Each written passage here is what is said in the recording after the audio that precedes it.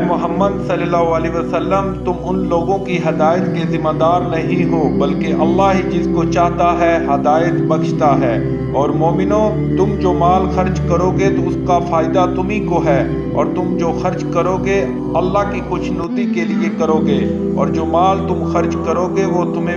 پورا دے دیا جائے گا اور تمہارا کچھ نقصان نہیں کیا جائے گا۔ اور ہاں، تم جو خرچ کرو گے تو ان حاجت مندوں کے لیے جو اللہ کی راہ میں رکے بیٹھے ہیں اور ملک میں کسی طرف جانے کی طاقت نہیں رکھتے اور مانگنے سے آر رکھتے ہیں، یہاں تک کہ نہ مانگنے کی وجہ سے ناواقف شخص ان کو غنی خیال کرتا ہے، اور تم قیافے سے ان کو صاف پہچان لو کہ حاجت مند ہیں، اور شرم کے سبب لوگوں سے منہ پھوڑ کر اور لپٹ کر نہیں مانگ سکتے۔ اور تم جو مال خرچ کرو گے کچھ شک نہیں کہ اللہ اس کو جانتا ہے۔ اور جو لوگ اپنا مال رات اور دن اور پوشیدہ اور ظاہر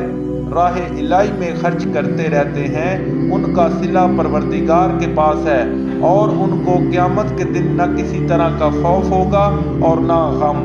جو لوگ سود کھاتے ہیں وہ قبروں سے اس طرح حواس باختہ اٹھیں گے جیسے کسی کو جن نے لپٹ کر دیوانہ بنا دیا ہو، یہ اس لیے کہ وہ کہتے ہیں کہ سودا بیچنا بھی تو نفع کے لحاظ سے ویسا ہی ہے جیسے سود لینا، حالانکہ سودے کو اللہ نے حلال کیا ہے اور سود کو حرام۔ تو جس شخص کے پاس اللہ کی نصیحت پہنچی اور وہ سود لینے سے باز آ گیا تو جو پہلے ہو چکا وہ اس کا، اور قیامت میں اس کا معاملہ اللہ کے سپرد۔ اور جو پھر لینے لگا